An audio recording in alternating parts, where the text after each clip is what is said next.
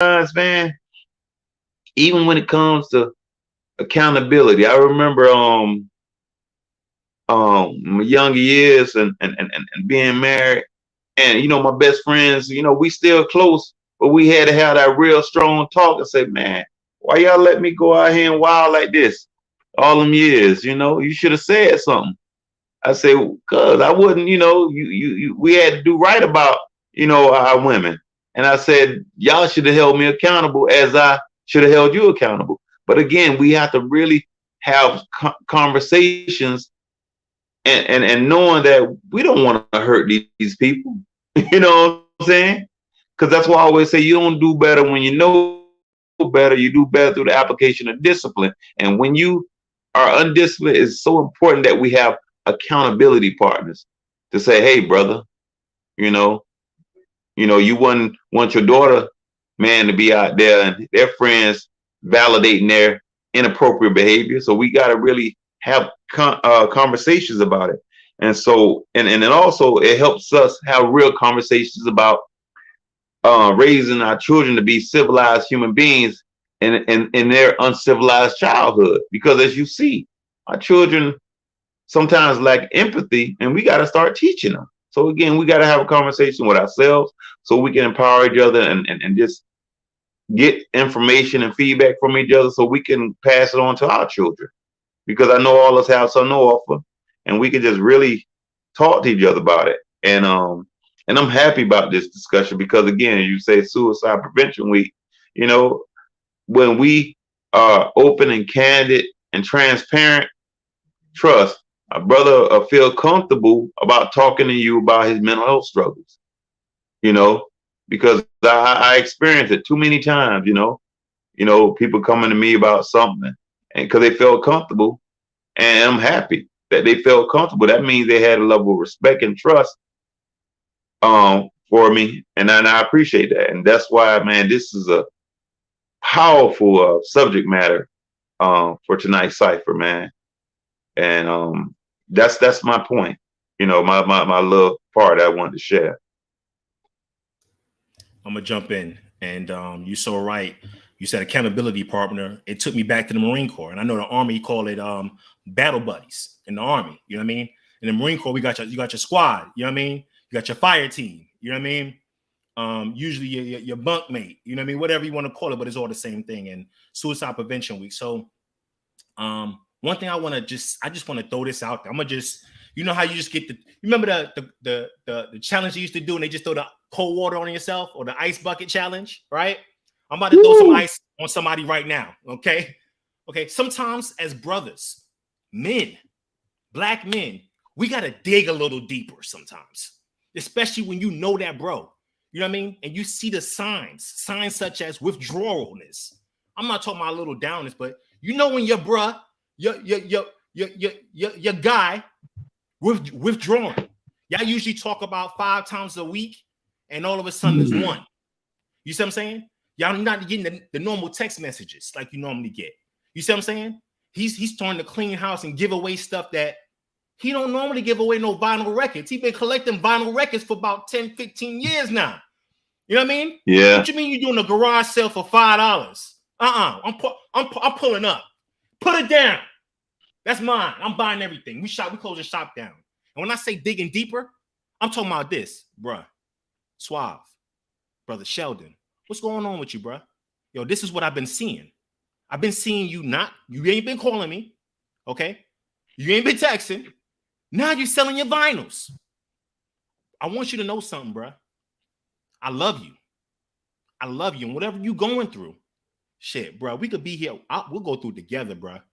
You know what I mean? If I got to hold your hand, I know it may sound a little, but I'm here for you, bro. And I want you to know that. I know I've never said this to you before, and maybe I should have, but I'm here for you and I love you. You see what I'm saying? What's going on? Okay. And you may not know how to handle what he's telling you, but the main important thing is be there to be a release, a listening ear. Let him release that.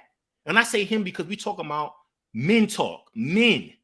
Let him just release it on you. You see what I'm saying? Don't interrupt. I'll be telling yo, bro, just whenever you done, just say finish. I'm gonna just be quiet. You hear me say, I might do a little clarification. Like, what you, who? Okay, keep going. But dig deep, bros. Dig deep. You gotta be direct. Direct. And sometimes it might be like this, bro. You think about killing yourself? Or you think about harming yourself? Okay? Are you thinking about harming yourself? Okay? I'm asking you directly, and I want a direct answer from you. And sometimes they might try to tap dance. You know what I mean? What you mean, bro? What you mean? What? I'm only asking you because I love you, bro. That's why. What can somebody say back to that? Well, bro, you know what I mean? Well, have you been having thoughts of that nature? I'm not saying you're going to do it, but maybe you had thoughts of that nature. And you're like, damn, I ain't no counselor general. I don't know what to do after that. Listen, once you hear what's going on, now you can go ahead and help. Seek the right professional help.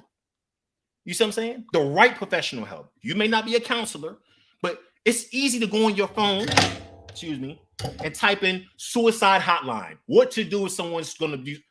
It's so many resources in comparison to the past. So my little ice bucket challenge is this: be direct, okay, and dig deep. If you love that brother, dig deep.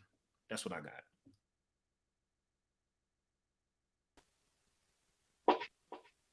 I agree with you both. I'm over here making some adjustments, guys. Wait a second here. But I agree. I agree with you both. That is a challenge. Hold on, somebody's microphone, or is it mine? Nope. There we go. Um, but it is a challenge to be able to have conversations with brothers and they don't take it personally. And I believe that it is from life experiences, upbringing, that type of thing. Because if you are my dude, the way that we are in a cipher, I respect your opinion. I respect your view. I respect what you observe, because I am on the inside, and I am that guy that's been rolling by myself so long that fuck what anybody else think and say. That's just the mentality. But if you are my people, if you are my guy, if you are my brother, I'm gonna listen to you. And like you were saying, it's about digging deeper. It's about being honest more than anything else, though, and not taking things personally. And that's why it seems as though the trend is to believe the dream and not the truth these days, because people twist the truth for some reason. I mean, the truth has been skewed so greatly now. You don't know the difference between truth and lies, and then people expect you to believe the lies and accept it and run with it. We've seen that a lot in the past few years. We've seen that a lot. I mean, publicly seen it a lot. So and the thing is like I said, we're in follow culture. So there's a lot of individuals who follow what they see, and then they try to impose upon you for you to accept it too, regardless of whatever they say, how they say it, whatever they do, how they do it. They want it to be readily acceptable. So I think that engaging communication, effective communication, is important. And that's why whenever Brother Swab brought that up, I say, you know what, that's a great idea. And I think that, and I know that we're eventually going to go into, looking at economic things and having those type of conversations as well. But I think this is a great topic. This is a great topic because again, you talk to other brothers, and if you do be honest and don't tell them what they hear, they do take it personal. Like, you just hating.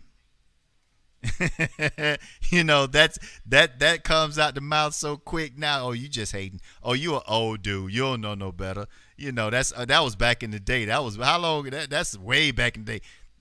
Life though. Life. This movie called Life, it really don't change. It's just get new actors and actresses in it that replace the old ones. I mean, but the scenarios and everything has been repeated so many times in life. It's a broken record. It's no different, and you can't Google life experience. You can't Google that. You got to live it, and that's where our knowledge and our experiences in life come in handy, because you can learn from somebody else's mistakes. I don't care what nobody say. I've avoided quite a few things, but looking at the results of what other people done that didn't turn out so well. So I decided not to do it that way. And and that's a big thing. And I think that, mentorship, being a father, been young fathers getting mentored by veteran fathers who have a numerous amount of kids that's living well, that's healthy. They might not be doctors and lawyers or such, but they have families. They're working every day. They're taking care of their families. Everybody in the family's healthy. That's a success story.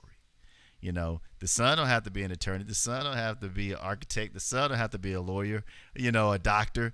But he's successful with his wife, and they have a family together, and they're living lovely. So there's a lot to be learned, and effective communication is key. Effective communication is extremely important. So I appreciate us being able to discuss the topic. And one thing I do want to get into is, what do you guys feel about trying to rear and raise a son in today's environment, in today's society, a black son? How do you guys feel about that? I mean, because you guys have younger sons now, so I really would like to know how you guys feel about that. Well, the thing is, we have to realize that we know maybe 6, 7 months ago, we as young black kings, and have to teach our young black kings having that real conversation, effective communication about how to act and how to engage with police and others. Because now it's not just official police with badges. You got the Karens out there who thinking they got this privilege to try to police us. You got the whatever opposite of Karens thinking they're the police, and so we have to have conversations with them, because at the end of the day, we got all these things against us and our children. We have to make sure we have conversations with them. That's a part of rearing them. We're not trying to talk about pretending that racism don't exist. And the thing is, we have to deal with the realities of these scenarios. A lot of times going to be blown out of proportion, and we have to prepare them how to act and respond and behave. So unfortunately, we got to be mindful that we got to teach them how to raise. Again, I was saying we got to come up with this civilized guide to help our children in this uncivilized world, because we know that they're going to be perceived a certain way, and we know we're raising them to be dignified, respectful, and successful young men. But society has this perception of us, and so we got to make sure we prepare them to how to respond to how people perceive them. I mean, and all my boys going to be tall, and beards. My 18 got whiskers. He have a full beard if he didn't cut it.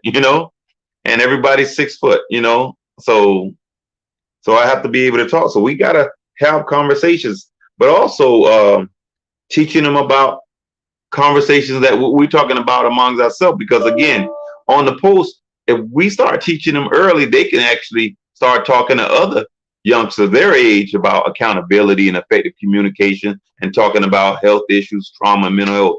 Because again, it's not just suicide prevention. It's not saying what age groups. They can be talking about their health. What do you call it?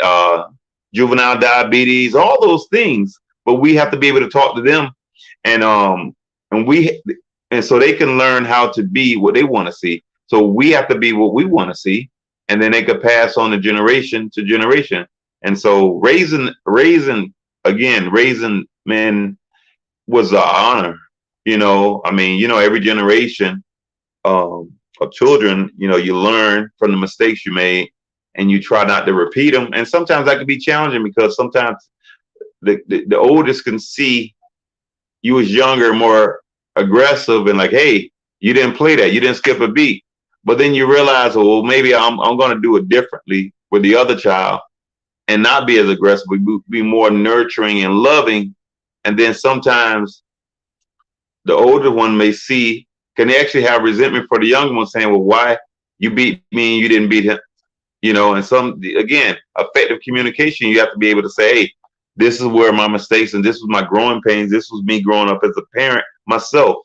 And hopefully you can understand and empathize with that. And again, you have to have real conversations, because again, when you have like three generations of children, and all its gaps in them, you often do things, and that's why you have to appreciate growth and appreciate not becoming not staying the same person.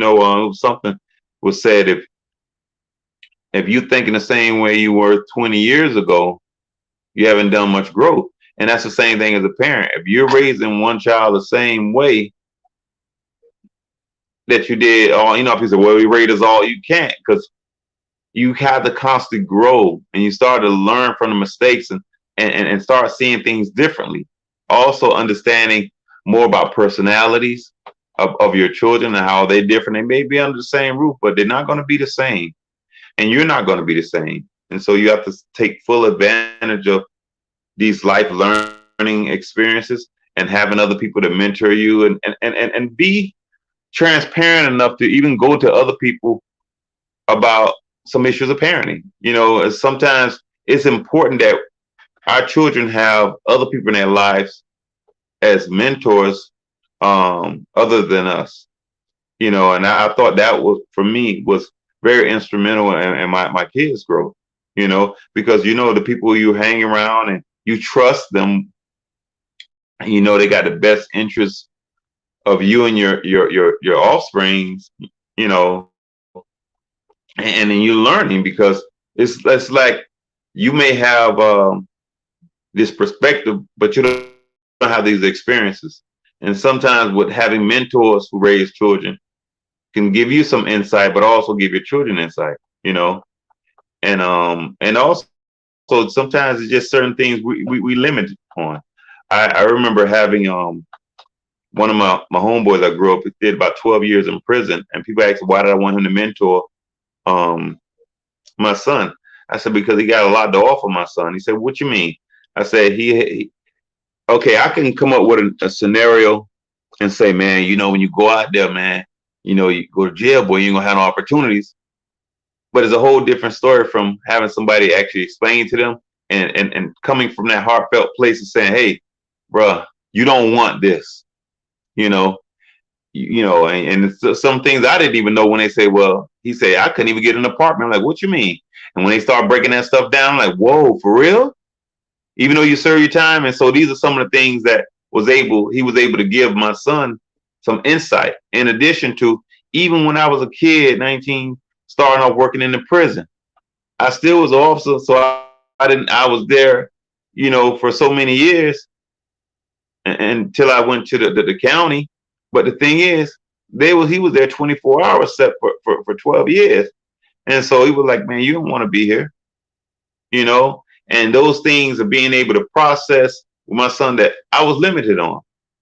And so I always, my belief is, everybody got something to offer. And so that, I think for me, that was important on raising our young man. Little things, the ties, because these kids in hip hop, a lot of them don't have ties, they don't know, and so it's important, those little things, because we always have to look at everything, everything, not just clothes, education, personality, but even how to engage and respect their young girls, and not trying to say go ahead and be a player, because you see the language, teach them how to like let me see, I got this book, if I can find it. It says, as a gentleman would say, and it's basically talking about when raising our young kids and telling them what they say, because how sometimes you ever see when you walking by and a kid will just say anything, and you're like, hey, son, you don't talk to the little ladies like that. And it's like oblivious to what you're talking about. And so it's our obligation to talk to them. And that's part of raising them, being proactive and say, hey, how to be respectful, teaching them about opening the door, teaching them how to be young gentlemen and young kings. Because again, these little life lessons that we're teaching them, trust, is going to pay off, and they're going to stand apart from all these other people who weren't taught these things. And so I know I go on and on, but it just something I always was serious about, and so maybe when we go on, it's some more discussion. I definitely give my insight on, but I don't want to hog up the show. All right. Fire. Fire. I'm talking about like we could drop some bombs, so you need to get some bombs, you need some horns or something, because fire. Because I can't compete with that. It's all truth, both of y'all. Because you said a lot of things that just resonate, like opening doors. Whenever we all go as a family, my girls don't even touch the doors. My boys open the doors. They already know it's a standard. I don't even open the doors because I have them do it so they can practice. And then sometimes, they think I'm like, somebody gonna get that door? You know what I mean? Because I tell my daughters don't even reach for the door when I was with our boys. You know what I mean? Because I want the women to get in that mindset, that expectation that when I'm with a man, and I know that doesn't make a man, so to speak, to open the door. And every man has their choice. But the way I want to raise my sons is when you with a lady, you show her, especially the lady that you matter of fact, let me just bring it back just a little bit. Any woman that you are associated with, you should be given the utmost respect as the same respect you want somebody to give your mama. Because I tell my sons, I'm like, yo, would you want anybody to talk to moms like that? Even though me and their mom is not together, I don't never disrespect their moms. You know what I mean? And if I have something to say that may not be pleasant, which I usually don't, I would never say it in front of them because I don't want to give them that example that it's okay, guys. My dad do it. My dad does it. You know what I mean? No, it's not okay. So opening doors, growth, learning yourself, accountability, responsibility, ownership. One thing I tell about my son is ownership. You see what I'm saying? You do something wrong, own that. One time I called him, he missed the laundry day. And he tried to give me all these explanations and excuses why he didn't get the laundry. I said, stop. Stop it right now. You need to own your crap. Own it. You know what, Dad? I forgot. That's the truth. I was playing my game all day and I forgot. I said, you know what? People will respect you as a man when you're honest and just say the daggone truth. I forgot. That's on me. That's on me. That's my bad. I'm sorry about that. I didn't mean to, but I got carried away. What can somebody say about that other than, all right, son, don't get carried away next time. Own it. Instead of you, I have to go digging in you about, okay, so why you didn't do this? And I got to play 20 questions with you. Then I get myself upset. You getting anxious, you know what I mean? Nervous, and you start shaking and sweating because you know what's about to come next, bruh. Because this deception is lying to me. That's another thing. Ooh, let me get into that. Any form of deception is a lie. Any form. Withholding is a form of deception. And I'm not talking about you forgot to tell me. You purposely don't mention it or you avoid the topic. When you know you got a bad grade or you did something bad at school, you know what I mean? Or you got a speeding ticket, you see what I'm saying? And you don't tell me about it. Deception is the same thing as you lying in my daggone eyes. Okay, let me go on that. Effective communication. I tell my kids about that all the time. And I call it code switching. You got to know how to code switch as a black man. Come on now. Let me get real with them. Okay? The same way I talk to my boy on the phone is not the same way I talk to their teachers at school. It's not the same way I talk to my wife sometimes. You see what I'm saying? My woman, whoever I'm with. It's different ways we got to switch up our ways of communication, especially as black men. And I tell my sons all the time, physical communication from a man can come off as aggression. Don't you be balling your fists up when you're talking to someone. That's a form of aggression. And then the wrong person could take that as he was about to attack me and put two in your chest, one in the head, because that's how I was trained. 2 in the chest, 1 in the head. 2 in the chest, 1 in the head. We call them drills. You see what I'm saying? Bam, bam, bam. He was getting aggressive. He balled his fists up. I didn't know what he was about to do. Look like he's about to reach. You see what I'm saying? So code switching. You got to know how to bring your tone down. You got to know how to, switch the level of your tone. Some people don't like loud tones. You got to know how to bring it down. You got to know how to calm yourself down in an instant sometimes. Because sometimes you just can't walk away sometimes and go refresh yourself in the bathroom. Sometimes you got to do it right then and there, like, all right, cool. Let me get this through. Speech. Okay, certain speech that you say, you can't use the same lingo you use with your boys or at home or whatever in the main street. Awareness. As a black man, you got to be aware of yourself and your surroundings. I have a saying in my family that we always say: always be ready, always be alert. That means always being prepared. You may not be perfectly prepared, but I'm prepared for anything to come. You see what I'm saying? And always be ready, always be alert. Alert means I'm aware of what's going on. I have some type of awareness. Perception, you said that also. Perception is reality sometimes. Most times it is. However you are perceived becomes the state of reality at that moment, especially for black men. You see what I'm saying? And sometimes we might be having a bad day, and I'm gonna just keep it real. You know, you come to a position, somebody's authority. It could be a principal, it could be a police officer, it could be whoever in authority, and you are given the perception that you are aggressive. You're given the perception that you're raising your voice. You don't know how to communicate because you may be nervous. Cool, I get it, but how are you perceiving yourself to the next person?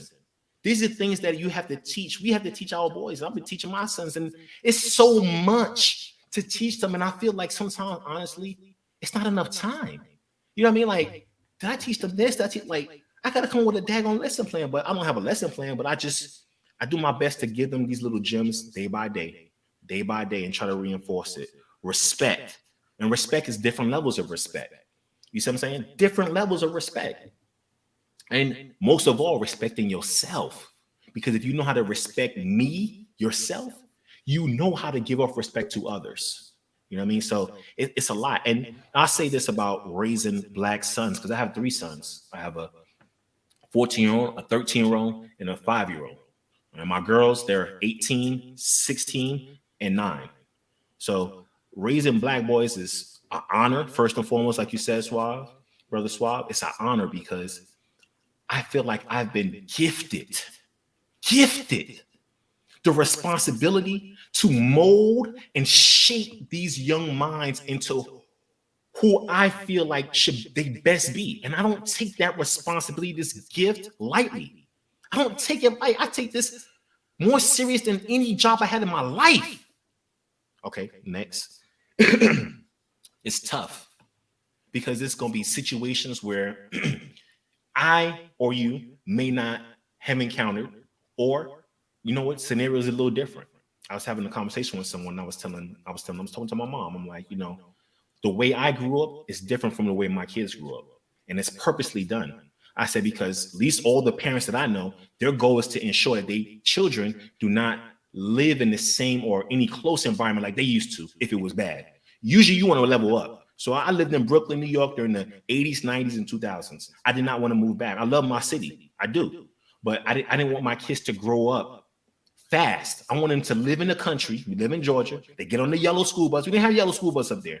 You know what I mean? And live as a child and a teenager, not as a young adult at 12, 13 years old. You know what I mean?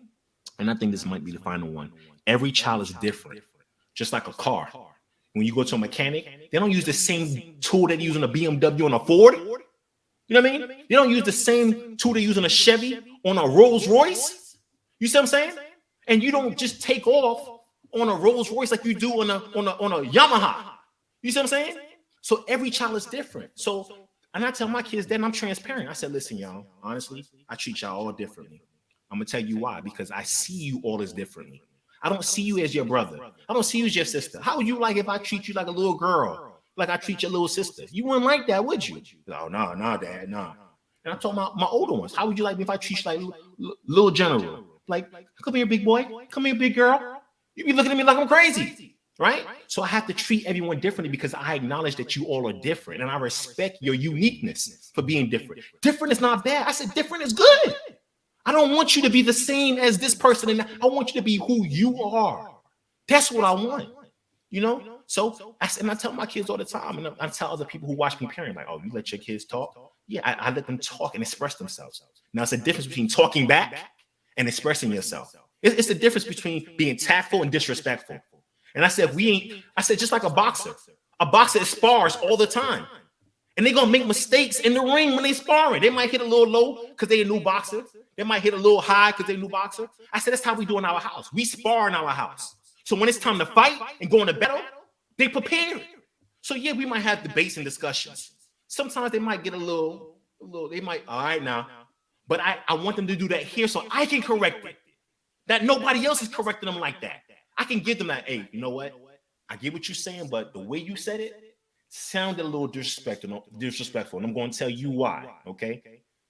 So everything you said, Brother Sheldon, on point. I just want to just bring a little kind, a little, season on there. You know what I mean? So that's for me right there. I commend that, brother General, and that's that's just the old school Hey, way of bro. doing, well, the proper way of doing things.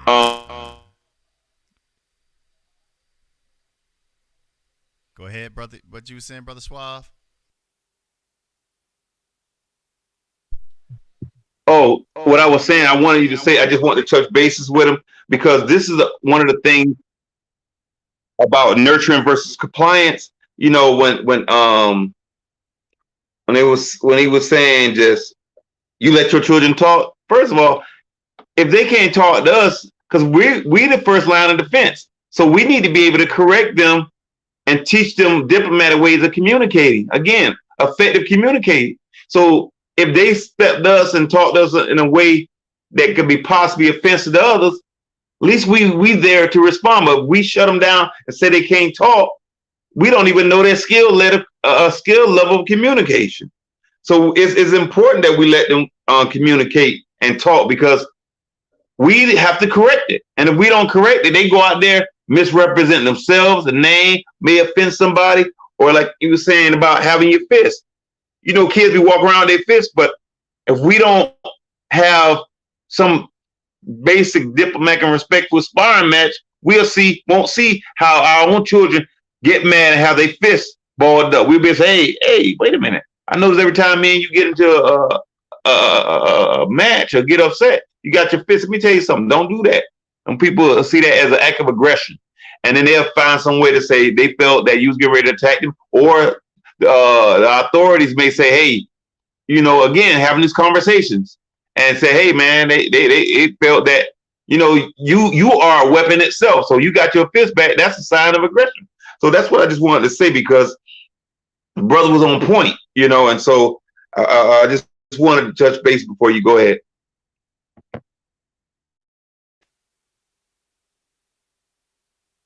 Okay, brothers. Yeah, I agree with you 100% as well. Because if they don't know, they wouldn't know how to react. And they wouldn't know how to interpret things. That's why I say the open line of communication that we have. And one thing you said, Brother Suave, about them being able to do it around us so we can be able to correct them in those situations. That's extremely important because whenever they go out there, they're not only disrespecting themselves, but they're also going to be a reflection of their household. That's one thing kids are. They're a reflection of their household. So if they go out there and it's a point that they are disrespectful or if they do misinterpret, it's because that's the way it is in the house. If they do go out there and say something incorrect around an elderly individual or, or talk out of turn. And when I say out of turn, I'm not saying it as a point of they have to be in a certain space. Like when we were kids, you were to be seen and not heard. That's just what it was. Whenever adults come in the room, the kids get out the room. That type of thing. So, it is a different time, but it's still certain type of honor and characteristics that we need to instill in our kids. And it's great to know that you're instilling that in your kids, what you were saying as far as with your boys, because what amazed me, I was having a conversation with someone and they were talking about a 40-year-old woman, a 40-plus-year-old woman was amazed that her date that she went out with opened the door for her and pushed her chair in. So that kind of set me aback. I'm like, really, in his 40s? But you know what? It's not anything strange because if they don't know, they just don't know. So that's why the peer group is important. That's why the parenting is important. You know how it works. And being a good parent, you also help them determine their peer group because they're decision makers at that time. So they know how to discern. So that's very important. So that's the one thing that you're teaching your kids is how to discern.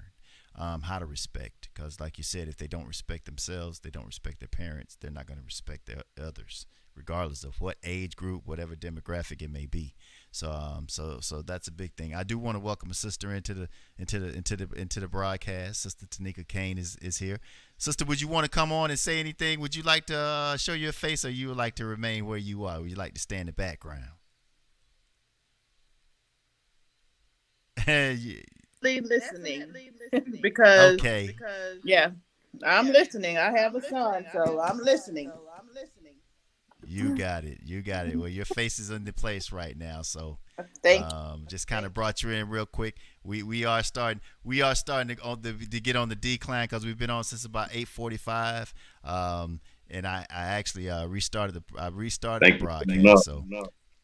So yeah. But we're glad to have you here. Welcome in. We're here every Thursday. We're just looking to build up our platform here and be able to have real conversations with people like us, to be able to talk about things and to be able to come in and to wind down and not to have it so tense, it's really more of a casual atmosphere. This is not a place to come rant and rave and judge and point fingers or anything like that. We're just here to have good conversations, unwind, relax from a long week, because this is what we call Friday Eve. So it is Thursday, but we're here at 8:45 every Thursday. So you're always welcome. You could always come back because we're going to be here, and we're going to continue to grow. But we appreciate it. Thank you, Brother Suave. You out the room? Let me bring you back. Where you at, Brother Suave? There you go. Okay, that was me that fell out the room. My other camera view. But we're getting ready to kind of start tightening things up now, and so with that being said, brothers, you have any? Oh man, I really enjoyed the conversation. First and foremost, I really enjoyed the conversation. I think we hit on some very vital points. Communication is key. Engaging and effective communication is extremely important. And again, it's great that that we're having this discussion and tying it in with Suicide Prevention Week that's going on right now. I think that's something that we all got to keep in the forefront, especially after all these trying times. There are a lot of people in places that they've never been before.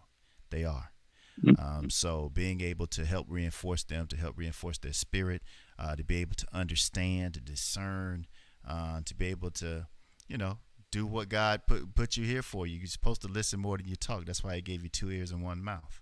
So we got to be here to support our friends, support our family, support our loved ones, support our peers, the ones that we care about, and just have a friendly, even keel spirit. That's really it. Give to those what you expect to get back from those, and I think it's reciprocal. I think what you put in the universe is what you get back. So again, I'm just happy that your brothers took the time out. Brother Suave, I'm glad everything is coming forward for you and everything is coming together for you, brother. That's good to see. Brother General, salute again. Anything you guys want to say to sum it up before we decide to kind of just creep on out the door this evening? Anything, either one. I'm going to just leave everybody on this right here. Suicide is real. It's real in every single age group. There's a lot of young people right now as we speak thinking about how to kill. How can I just end it right now? How can I just end it right now? And to those who's not thinking of that and they good, now this is what I'm going to tell you. It's okay to start right now, digging deep into people that you care about. It's okay to start right now. Because I know a lot of brothers I talk to, they're like, damn, bro, I'm going to do it tomorrow. Next week. I should have. Okay, let's not do the coulda, shoulda, woulda. That's the past. Okay, I was telling my kids about impact. I said, it's just like this. I said, this is how you clap your hands. And the harder you clap, the louder the noise. Okay? That's how simple it is to make an impact. Okay? You can make your soft impact. You know how they do in the jazz club, ooh. You know what I mean? Or you can do or you can, you know what I mean? We can cheer and growl for a football game. We could go all in for our team. Brooklyn, stand up. You know what I mean? We could go all in on our team. But are we going on all in for those that we love? That's what I'm leaving y'all with. Well, the only thing is great minds reach great places. I love y'all. I mean it.